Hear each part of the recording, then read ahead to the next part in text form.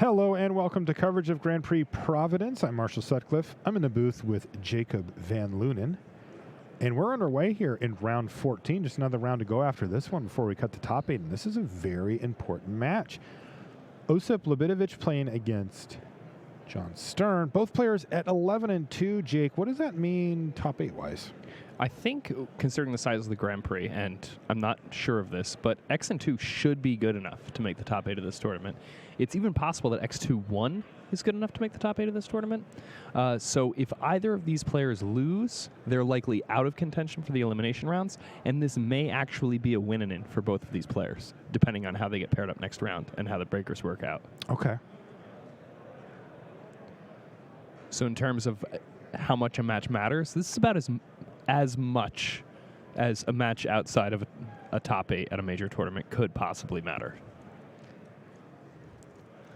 Osip's had a very long Magic career. You know, when he has devoted himself to the game, he has excelled at it at the very highest levels. He won a Pro Tour playing an Astral Slide deck, one of the more difficult constructed decks to play. So he can definitely sling some cards. John Stern from Canada can as well. He's a GP champion.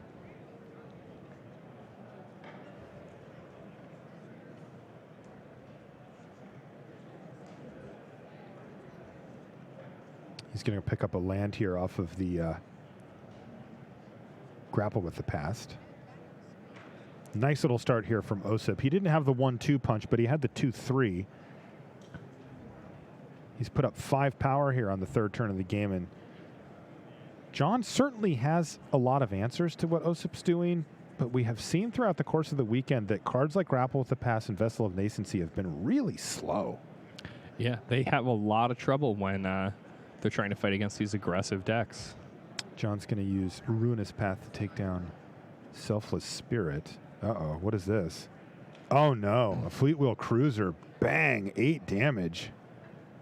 That card has really impressed me a lot. Me too. You know, I'll only see a few in people's lists, like maybe 1 or 2 copies, but every time it gets drawn, it just seems like it's such a powerhouse. It really does. Great place to dump 4 mana in these aggro decks is, you know, one of your high-end curve-topping type cards. Yeah, and the other thing is that if Planeswalkers become more popular, if we start seeing more Lilianas, which match up very well against this red-white deck, yeah, Fleetwheel Cruiser is one of the best ways to assassinate a Planeswalker out of nowhere in the entire format. Here's a Kalitas, Trader of Get now for John Stern. This could go a long way to stabilizing him if it can hang around. All right, well, it's a veteran motorist. John kind of picks up Kalitas, but he's still there for now. Oh, no. Declaration in Stone for Osip is going to take down Kalitas, and that is going to be 6, 7, 8, 9 damage. Wow, that's a huge hit there. Declaration in Stone, there's a card that also I'm surprised we haven't been seeing more of as of late because the mana efficiency that's right there. Yeah, that's incredible. That actually put John down to 1. The life total hadn't been updated from the prior attack. Jeez. Yeah. Okay, well, this is one of the few cards that could help him out. It is precarious to say the least. Oh, but Osip had put another Fleetwheel Cruiser on top of his library. He draws it face up to show John, I got you, buddy.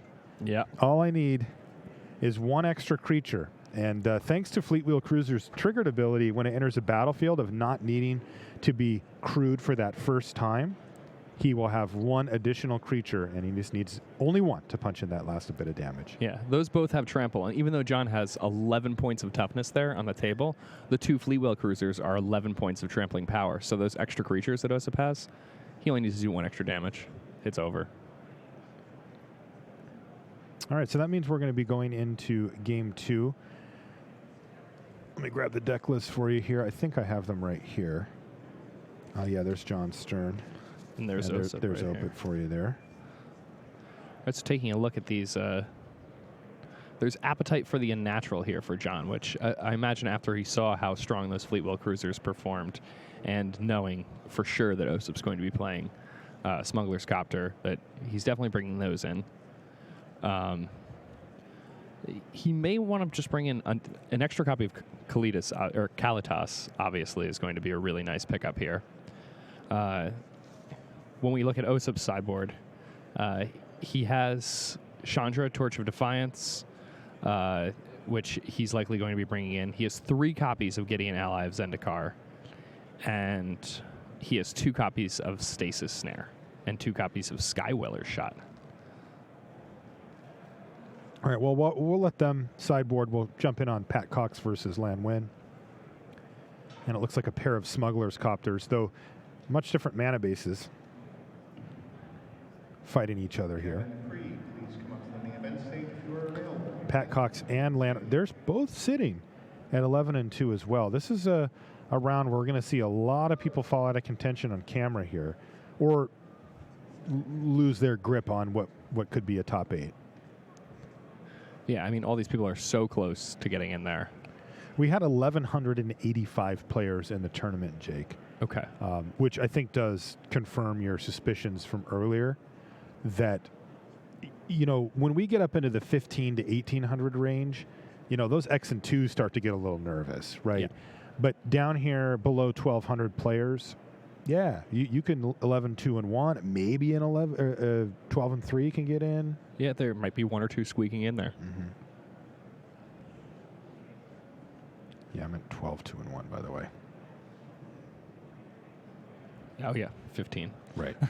I usually just, the vernacular at tournaments is to say X 2-1 or X and 3, where you don't actually think about, the wins matter, but it's a number that is fixed, and it's like the maximum that I can have. Yeah. But, of course, on air, it doesn't really fly. Yeah, I mean, it doesn't make as much sense. It just doesn't translate as well for people at home who aren't used to having people run up to them and go, I'm X and 4. What does that mean? You're forcing them to subtract from where the round X they see on the equals screen. what? Yeah. In the meantime, a good little fight brewing here between these two. Both players at 17. You're both getting some copter activations going. Steven Swanger, please come up to the main event stage if you are available. Steven Swanger to the main event stage. And so Pat also playing this Mardu vehicle deck that we saw Ben Stark playing earlier.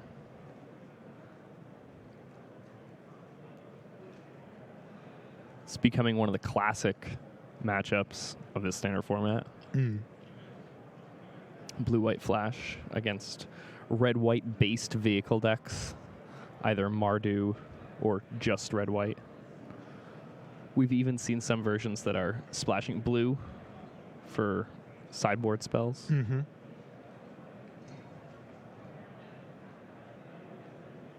Ceremonious Rejection. Yeah, that's a nice one. Yeah. I guess it would either be that or Dispel that they could possibly bring in. That's what I've seen online anyway. At the Pro Tour last weekend, Ceremonious Rejection seemed to be the go-to as a way to win games on the draw against Smuggler's Copter.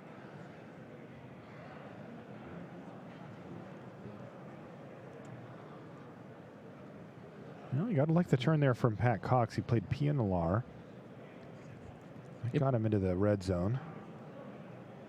Ooh, but here's a nice one from Lan Win. It is a Gideon. What is Gideon going to do for you, Lan? All right. Thank you, Pat. Pat, very helpful there. Yeah. Tosses him a Knight Ally token. Pat Cox, multiple Pro Tour top 8s. 3. 3 of them. Yes. Pat is an accomplished Magic player.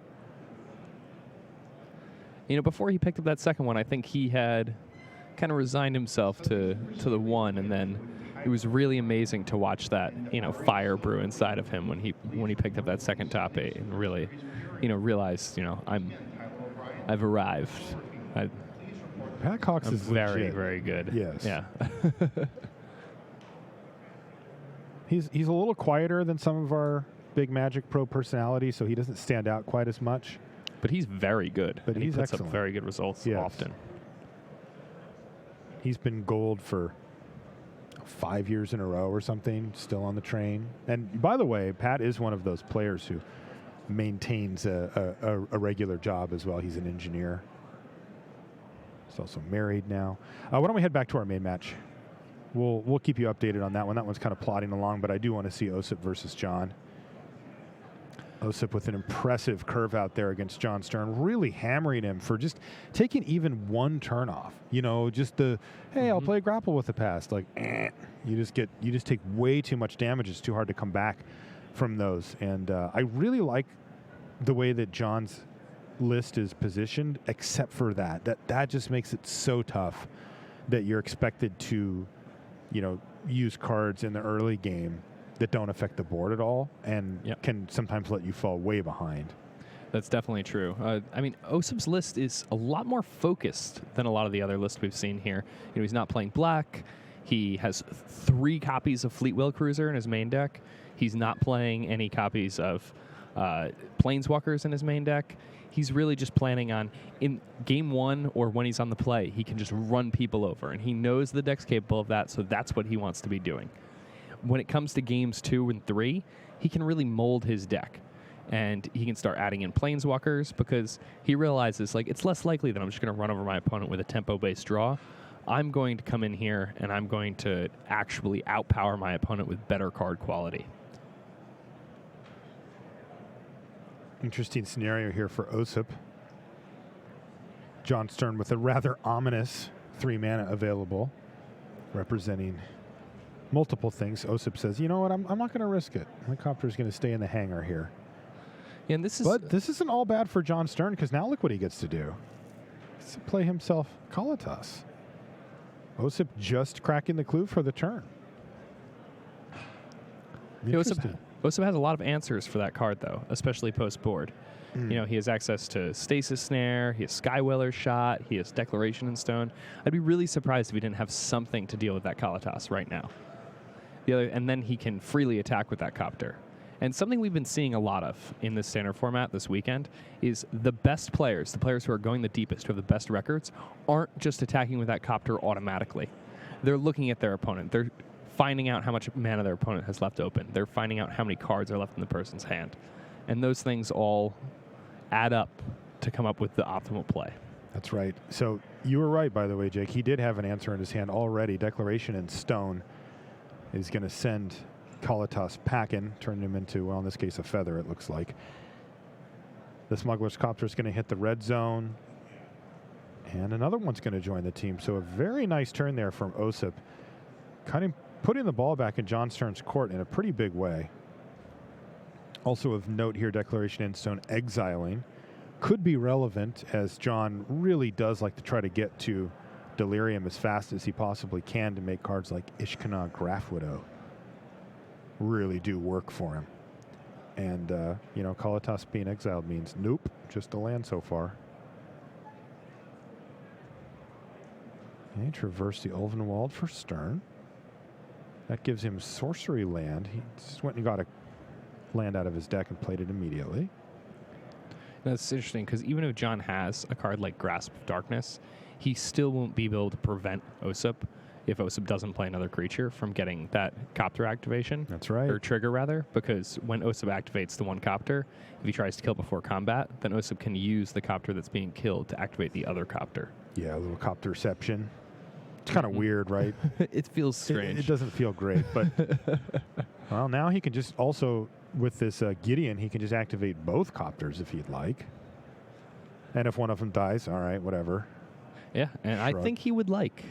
Yeah, I think so too. It seems really nice for him. He is likely planning on one of these Smuggler's Copters dying, and it does. And you note John played it pre-combat, making sure not to let Osip have 2 triggers off of those, one of each of the Smuggler's Copter. Yeah, Osip already smoothing out his draw so much, and already so far ahead here.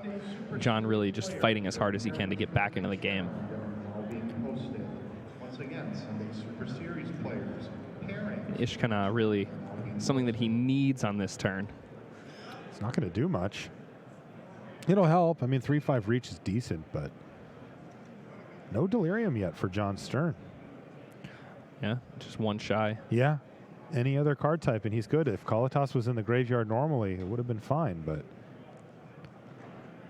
The exile alas. from the Declaration in Stone.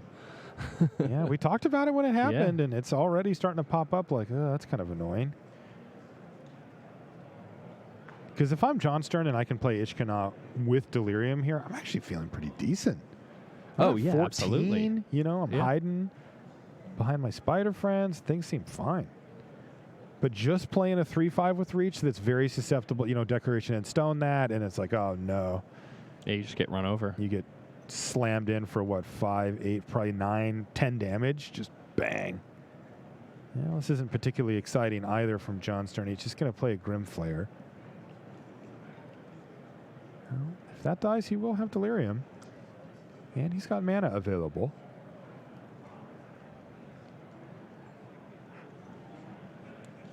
We also see the Hissing Quagmire down there. Yeah, that could definitely be relevant as well. Mm-hmm. The one thing that I really like about Osip's deck in this post-boarded match is that he has so many Planeswalkers. Mm. I think having Gideons and access to Chandra, Torch of Defiance, is just so good in this green-black Delirium matchup. Ruinous Path, while it's still played in some number, most of these decks only have one copy of it now. So dealing with a Planeswalker is very difficult for them. And even when they do, it's already gotten activated. They also have a lot of trouble pressuring the opponent. Like, once they start pressuring the opponent, they're usually winning the game anyway. Mm-hmm. So when you get a Planeswalker on the table against them, it's just a massive advantage.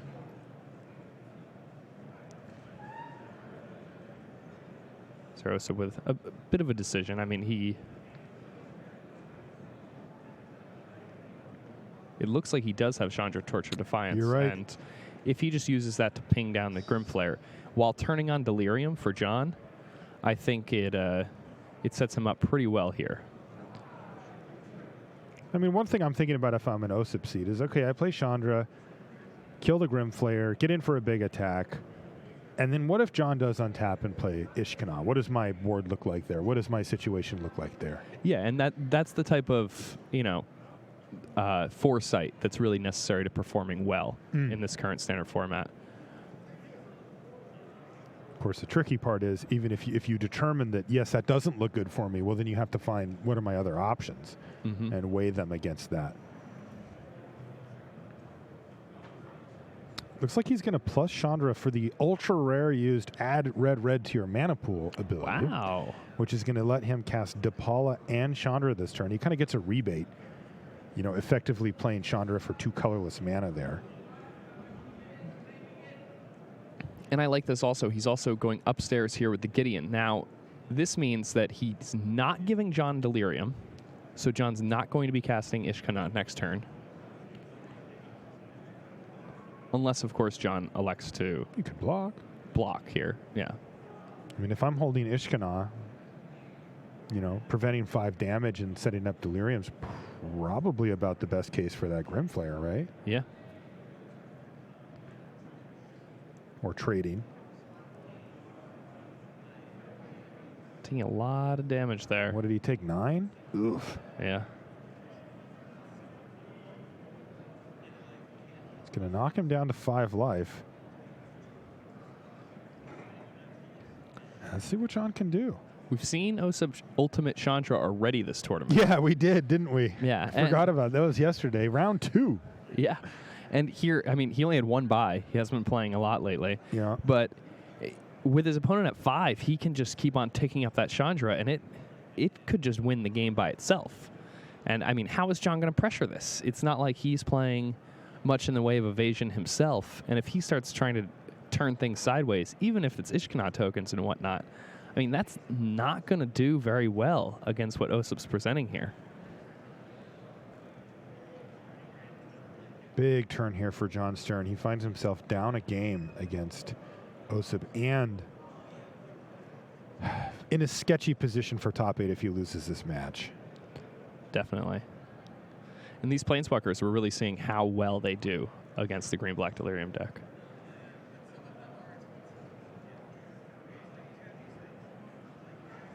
So this Traverse better find something pretty good. I mean, Ishkana is the first thing that comes to mind, right? Absolutely. He's got that 5 mana available.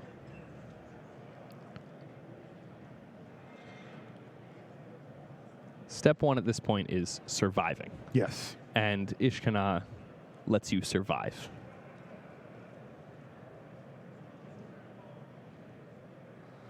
here looking through John's list. There's not much else that he could find here that could get him back into this game.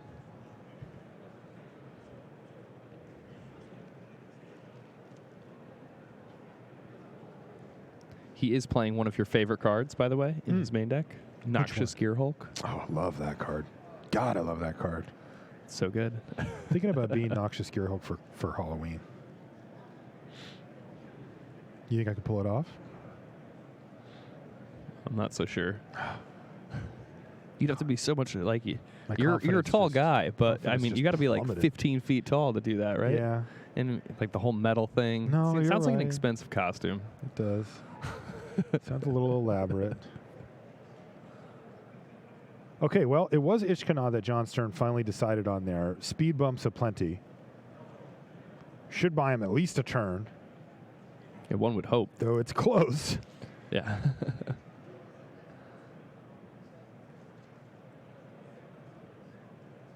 Yeah, it's certainly not guaranteed here.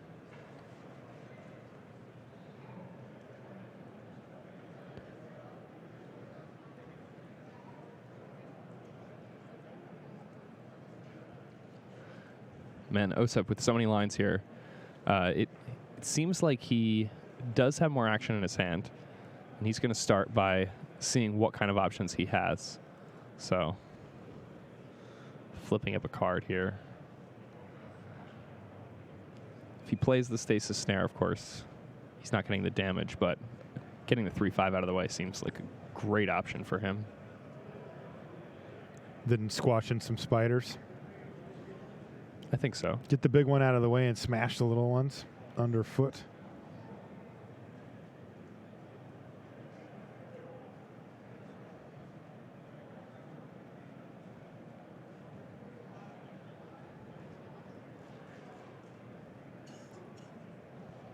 So choosing not to cast that, instead pinging John down to 3 here.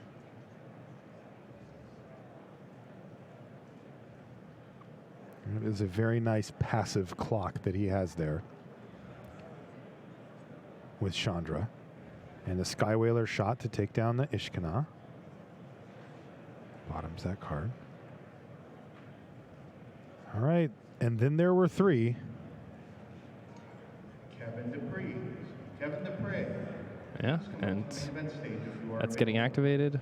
Oh, it All sure these is. are coming in. It sure is, buddy. This is going to force... Well, it's going to force chump blocks, and a lot of them. Yeah, so now John has to throw away his whole board. He took some damage there. Osip only had to use 1 card to do all of that, and he gets to loot, and he gets additional loyalty on both of his planeswalkers. And that was after John played the best card he possibly could have played on the previous turn. You know, we said, hey, is this going to buy him a turn? Well, it barely is buying him a turn here. Yeah. So he's just got to throw away the spiders, and it's going to be incredibly difficult for John to come back here. Would Emrakul even do it? Feels like no. Yeah, I don't think so. Well, let's find out. John's a fighter. Got another Ishkana? Yeah, he does. Something. Puts him in the same spot last turn, except for down to 1. Yeah.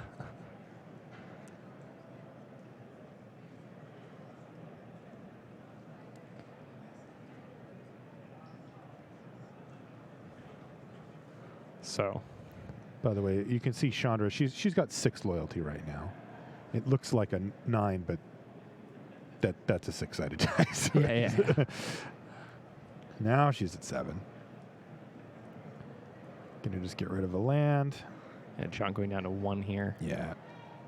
Yeah, that's the problem, right? Chandra's just sitting back there. And, you know, I think it's really easy to overlook that part. Is this really just another Sky Whaler shot? Yeah. We're just stone repeating last turn, just The like card exact for same card. as last turn. Well, he doesn't get to sacrifice a clue this turn. Ah, It's, you know, so Oh. it's not the exact same. Groundhog's Day, not quite. Yeah. And John down to 1 now. But still able to go chump, chump, chump and survive yet another turn, but it feels like that's pretty much all he's doing. I got to tap Gideon there. Trigger, trigger. He's going to resolve the scry first, then he's going to pay 2 for DePaula, see what he hits. Nothing, but he's pretty happy to get those lands on the bottom. And once again, John Stern just has to pick up his pile of spiders and throw them into the graveyard. This is a big turn for John. I don't see how he's getting out of this. Chandra off the table, and then also... And also get every threat, including the Thraben Inspector. Yeah, it seems pretty unlikely to me. We have John that's at gonna 1 happen. life here, right? Not 3. Yes, he's at 1.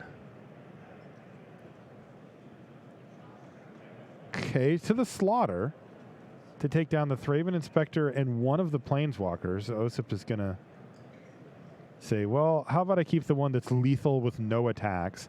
So the problem is that John, even if he has Ruinous Path, is still just dead here. Well, so John is going to say, well, maybe he'll forget to activate Chandra. Oh, he's going to go for the ultimate. Big style points for Osip. I love appreciate it. that. Play himself another Planeswalker, and Osip with the smile, and why not? That was pretty nice. Yeah, and that's 2 Chandra ultimates on camera Yeah, this it's weekend kind of his already for signature Osip. move for the weekend. Yeah. Jeez, he improves to 12-2. He's going to be, at worst case, playing a winning in next turn for top 8. And best case, maybe a draw. Well, I mentioned it earlier, Jake, but we've got 1,185 players here. And that very well could have been a top 8 there for Osip. We'll have to look at the standings when we get those printed, but wow. Exciting stuff. Kareem Abdul-Jabbar has the hook shot. Osip Lefadavitz has the Chandra ultimate. Goodness sakes. Signature moves, is that what you're... You know, if you're going to reference Kareem Abdul-Jabbar's signature shot, you have to call it by its proper name. The jump hook? No. Sky hook? There we go. All right. The sky hook. Jump hook. It's not really even a jump hook. Not really. It's a sky hook. Looks like we've got players all shuffling at this point. So we're just going to take a minute before. Oh, Pat Cox was able to win that game. It wasn't really clear which way it was going to go when we left, but it looks like Pat was able to do his thing. Yeah, it looked like it was turning into quite the grind there. They were matching up really well, you know, trading card for card. And not even so much trading, but kind of just both building these boards against one another. And a lot of the time when that's happening, when it seems somewhat even in those middle turns, the blue-white flash deck has a big advantage. So Pat happy to come out ahead with that one.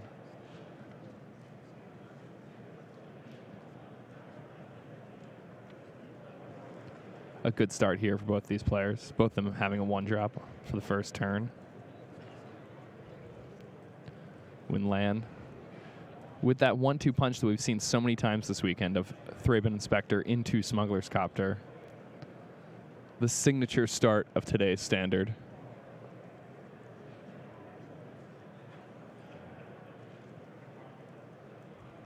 And Pat following up with his own. It's interesting here. Pat choosing not to attack there with his Inventor's Apprentice, even though it was a 2-3. Instead choosing to leave open his ability to block with his own Smuggler's Copter. He just didn't want to trade.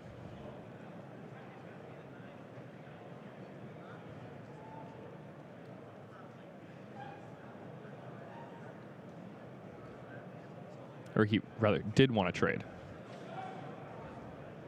So it seems. Oh, we can see why Pat needs to hit land drops, it would seem. Discarding Archangel Avacyn would give us the indication that he is looking for some lands.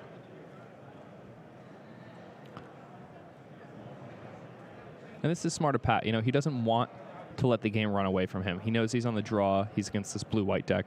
He doesn't want to get behind on the board. So by trading the Smuggler's Copter there, he's setting himself up pretty well to find the cards that he needs to get back into this game.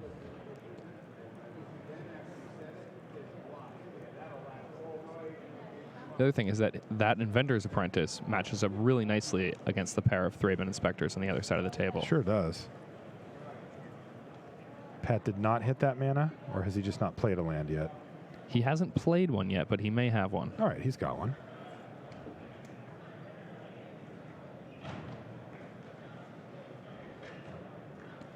And there's a card that we've seen all weekend that, The Scrounger.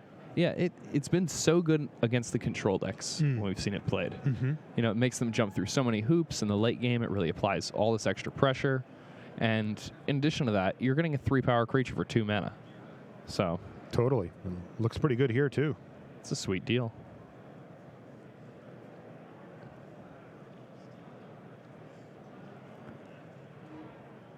The problem is that he's playing against blue-white flash, and his opponent's on the play, so his opponent can really pick up big tempo advantages by using cards like Reflector Mage, Spell Queller, and that is a nice one. Dropping the hammer here. Here's Gideon, ally of Zendikar for land win. And he's just going to kind of hide behind these 2 Thraben Inspectors and start pumping out a bunch of Knights. And Pat's going to have to find a way to get through for some damage, try to take care of Gideon. He really needs to punch through here. Unlicensed Disintegration would be pretty nice, but I think Fleetwheel Cruiser would be another nice one for him to find here. Man, Unlicensed Disintegration would be savage. It would actually just end up killing Gideon, right? Yeah. Could do 3 damage, redirect to Gideon, and then attack with everything.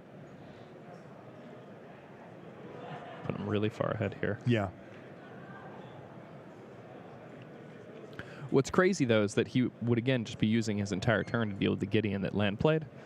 And, you know, it just shows you the power of a card like Gideon, ally of Zendikar.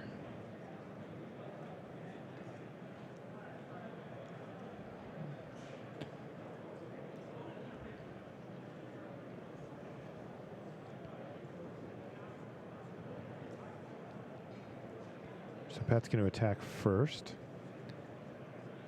And Land says, okay, well, this is a trade, a chump, and a bounce. Trade those off. That thing dies. Those bounce. But Gideon maintains full loyalty. Whoop. There we go. And it's going to be a Cultivator's Caravan as a follow-up. So Pat, pretty happy with that transaction. Yeah. That's going to allow him to get back his Scrap Heap Scrounger on Land's turn. Remember, he put that Archangel Avacyn in his graveyard a turn or 2 ago, and it's going to serve as fodder now for that Scrounger. He's got black mana from the Caravan. Nice stuff. Real tight play here from Pat Cox. Putting it all together. Yeah, I mean, he does have an opponent with a Gideon up, which is, you know, not good news for Pat. Yeah, he certainly can't be happy about his spot here, considering how strong Gideon of Ally of Zendikar is when you get multiple turns of activations. But, you know, it's nice to get value out of things like discarding an Archangel Avacyn to your Smuggler's Copter when you block with it on the second turn. And that's one of the reasons why Scrap Heap Scrounger is so good. There are all these small ways to pick up extra advantages off of your most powerful card, which is Smuggler's Copter. Okay, there it is, coming back onto the battlefield. The Inventor's Apprentice got bounced from that Reflector Mage, so it's going to be stuck in Pat's hand for this turn.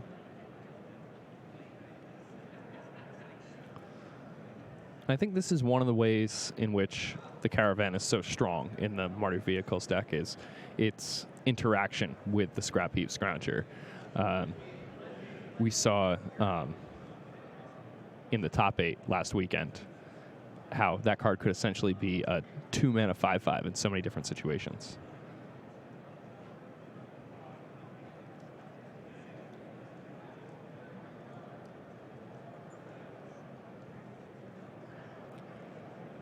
If Pat just leaves open 5 mana here, it's a pretty strong sign that he has a card like Archangel Avacyn in his hand. Okay. We will be finding that out shortly. Avacyn's such a great card. Has kind of gone up and down in standard, but currently up. Yeah, currently at an amazing, amazing place. Yeah, I really like the way that it interacts with this blue-white deck as well. It can't be spell quellered, but it also eats spell quellers. Reflector Mage for land, though, it didn't look like he actually did anything with it. And Gideon's going to attack now. Yeah, choosing not to return the Thraben Inspector. Yeah, so that means that That's hand. Archangel Avacyn's going to do a little bit of work here, just letting one of his creatures block Gideon and survive, but land appropriately, not not trying to get destroyed here. One thing I like that Land did here also is by ticking up his Gideon so that it's attacking, he puts it out of range of dying to an attack from Good Avison. point. Yeah, that's really nice. Also has Selfless Spirit that he can use.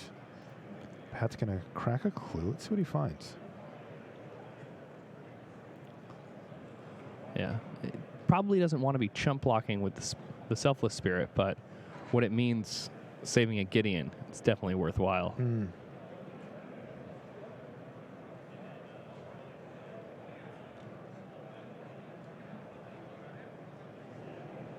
This is interesting.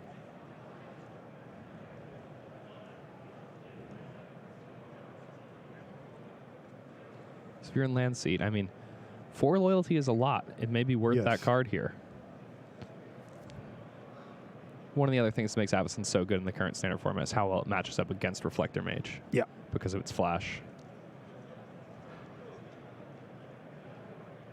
All right, Pat has another Caravan and an Adventurer's Apprentice and another Adventurer's Apprentice. So he just empties out the old hand here. He has gone quite wide. The one thing about the vehicles decks is when you go wide, you're not quite as wide as you feel. That's you know? true. That's true.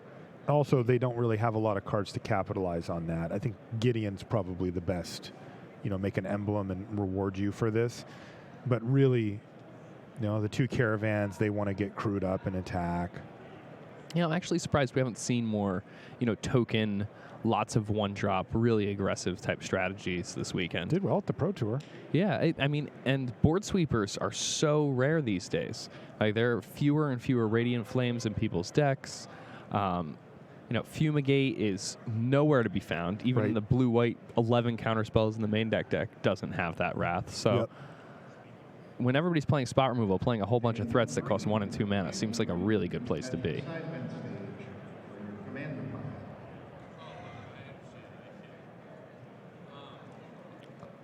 Here, Pat, still looking for a way to get this Gideon off the table. I mean, land just getting more and more of an advantage off it the longer it stays in play.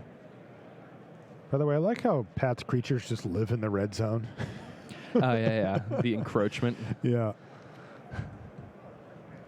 He's like, look, I'm going to be attacking with him anyway. I'll just leave him there. Moving more and more. Born in the red zone. What does Pat have for those last 2 cards? It's also funny to think about the implications of the Caravans just hanging out there, not activated. Yeah. Just like in the midst of battle. Just have your Caravan parked. Well, Caravan's getting in.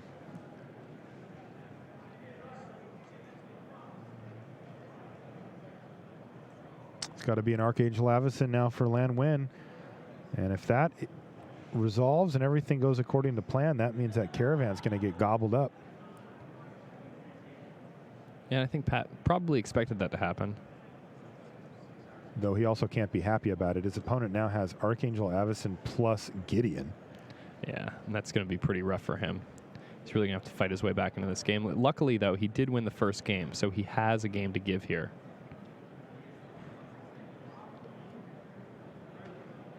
Oh, there's a stasis snare now. With that stasis snare, it looks like Lan has pulled solidly into the lead of this game. Yeah. I mean, he's in the driver's seat. Pat's really going to need to draw a number of running threats to get back into this game. See, even spot removal spells at this point aren't quite as strong as they would be if Lan had gotten this far ahead using something like Spell Queller.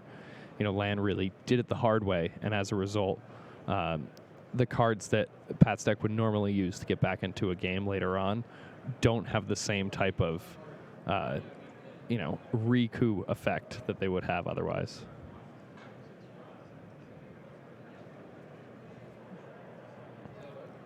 And that's an emblem here. That's right.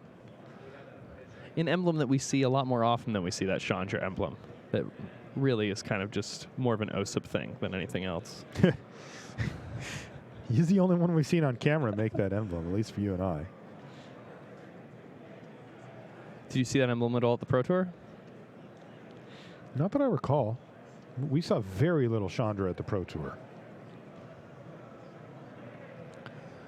Yeah, that's a card I think people expected to see a lot more of in the standard format than we are seeing. Well, we saw It's a more very powerful Dovin card, Bond. but Sean Boyce, Nick Reynolds, Drew Hare. I'll just not say anything about it. All right. All right, here's a Fragmentize, though, for Pat Cox to give him back his Archangel Avacyn. Report to the Red Gathering Point.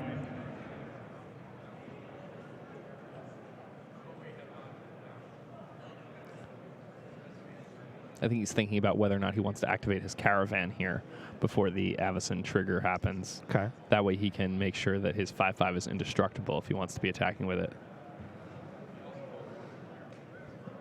The thing is that Lan has built up enough of a board where, you know, putting that many cards into an attack could prove to put him far enough behind in the race where he's just in a really precarious position on the following turn.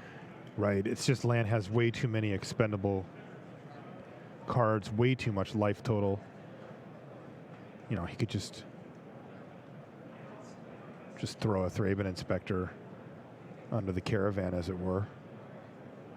Doesn't have trample. Bump, bump. Yeah, Just a that little. was it. What was that? Nothing. We're fine. Don't worry about it. Yeah.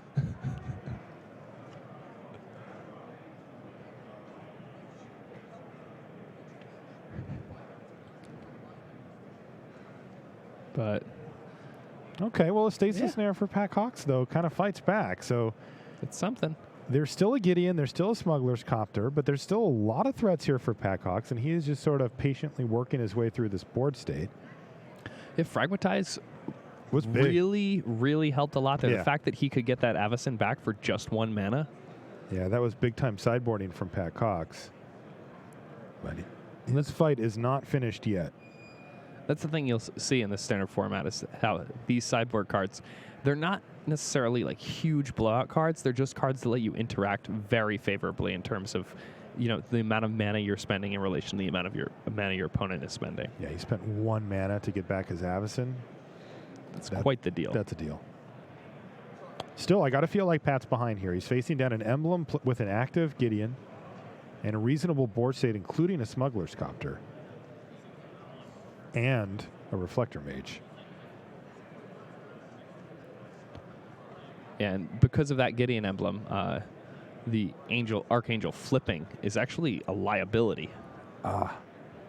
Wiping away Pat's creatures, but less so for Lan. Yeah, Lan gets to keep those Reflector Mages around. He's going to put Archangel Avacyn back in hand. Not ideal, but he gets it out of the way. Yeah, it's at least forcing Pat to pay another 5 mana. Also, Which big is- attack here from Lan. He's going to crew up the Copter with the new Reflector Mage, and he's jamming with everybody else, including Gideon. It's a big attack. Yeah, that Gideon right now is 6/6 to that emblem. Yeah, this And is we're actually a also- lethal attack. It's for 16. Yeah. Forcing Pat to block with his Toolcraft Exemplar or face death. Or the Apprentice, of course.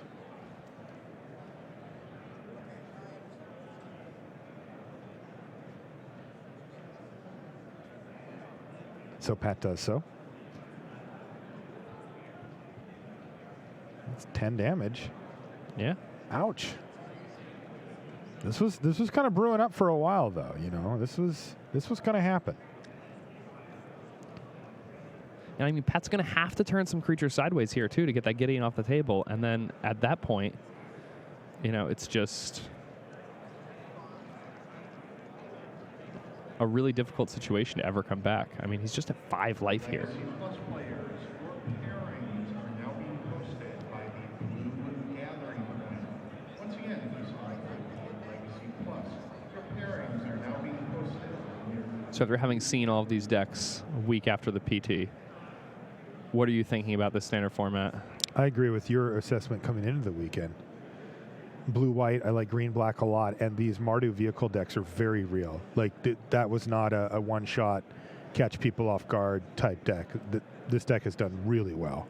Yeah, I mean, you'll see all these people at 11 and 2. Yes.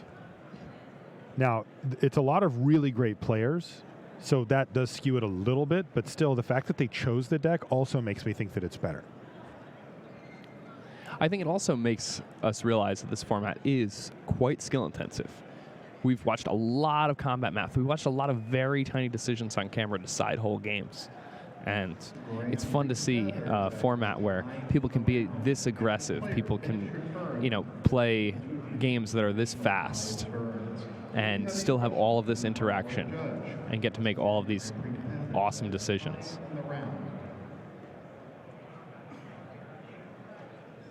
Game. All right, so that's land win. That's going to force a third game here. Yeah, picking up game 2 and really forcing the issue. Interesting stuff.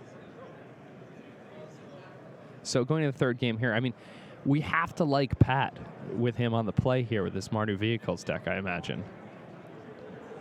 Yeah, I think so.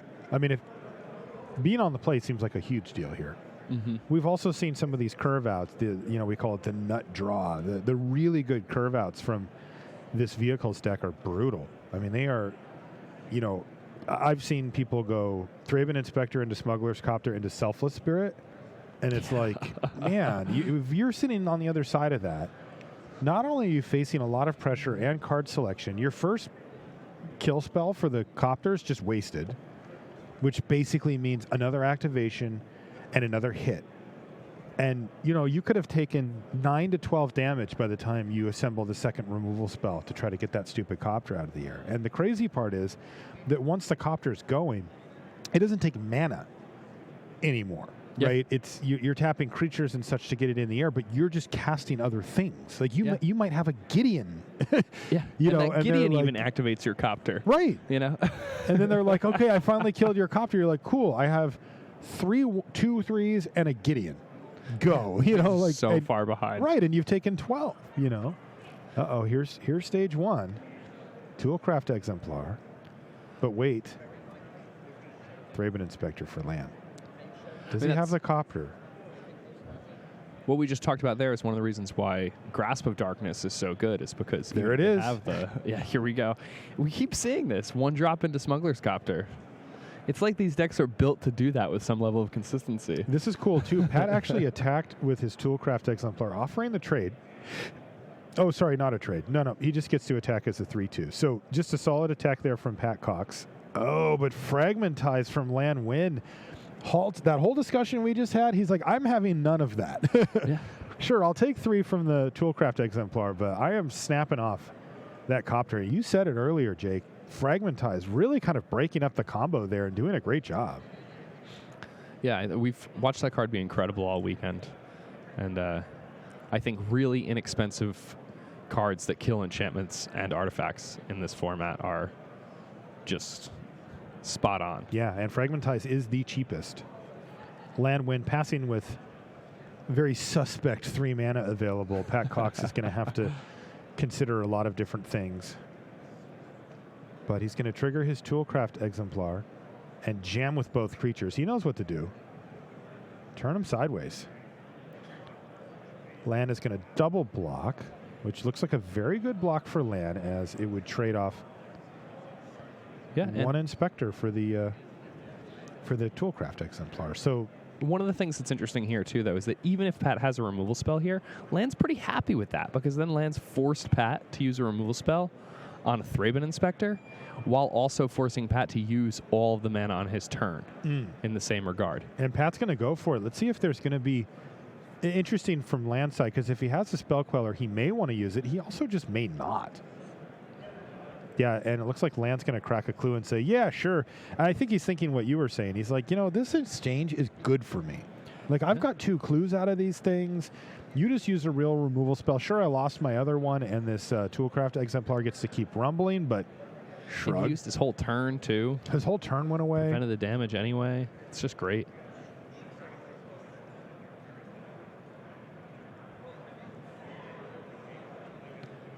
That's a really nice one there, too, because he gets the artifact off the table, and Pat can't use that card, even if he has redundant copies of it, to get an additional artifact into play for the following turn.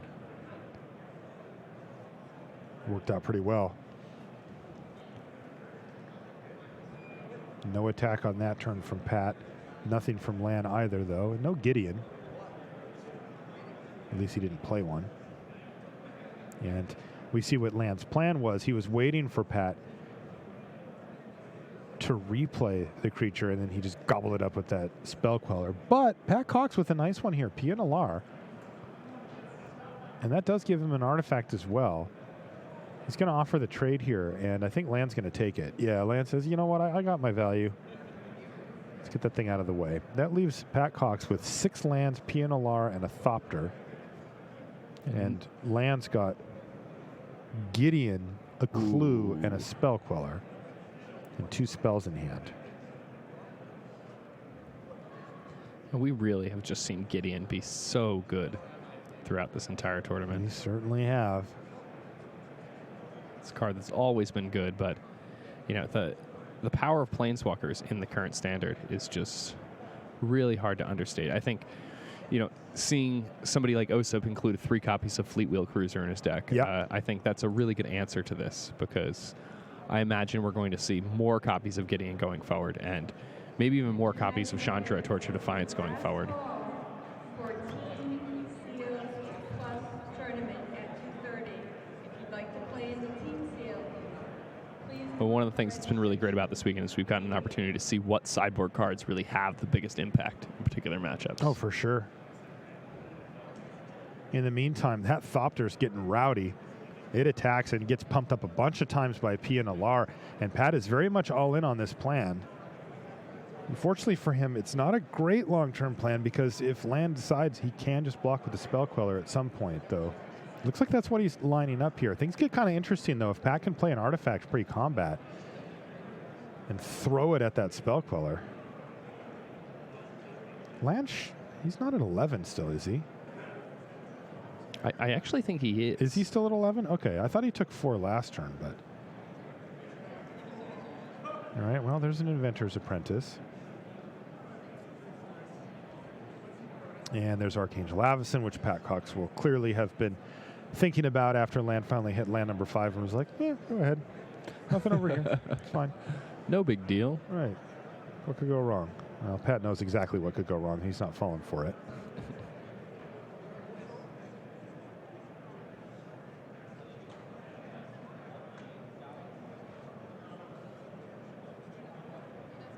Yeah. It's pretty good. Wow. That just happened? That did just happen. Pat Well was played, Pat. Pat was like, hey, I got to do it. I don't think he thought that was going to work, but there we go. Sometimes you trade your Thopter off for Archangel Avacyn. Yeah, and all weekend we've seen PNLR be of reasonable value. It's solid just, card. It makes the Thopter when it comes into play. It threatens to do some stuff. But this game, I think, has been the game where we've seen it do more than ever before. And it really has the power to make the smallest little Thopter into a very real threat.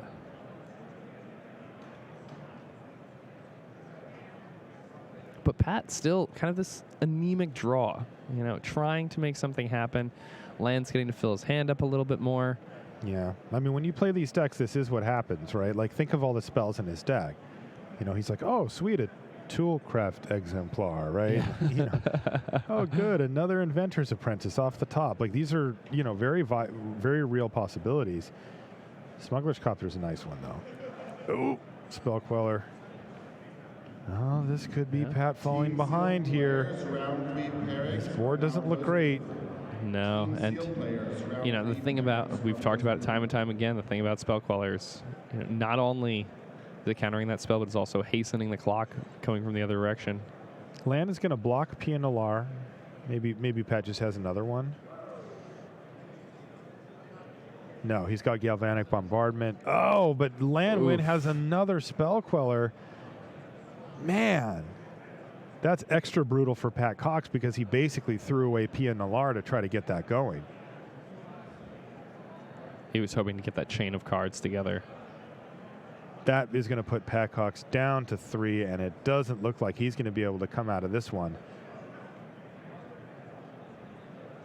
All right, a little fist bump there, and that is Landwin improving to 12-2. And really on the cusp of a top 8 here with as many players he may be able to just draw in next round, excuse me. Yeah, we saw some really good matches that round. All right, Pat Cox, though, has a little more work to do. We'll see if he can hang on for a top 8 after this. That's going to do it for this round here from Providence.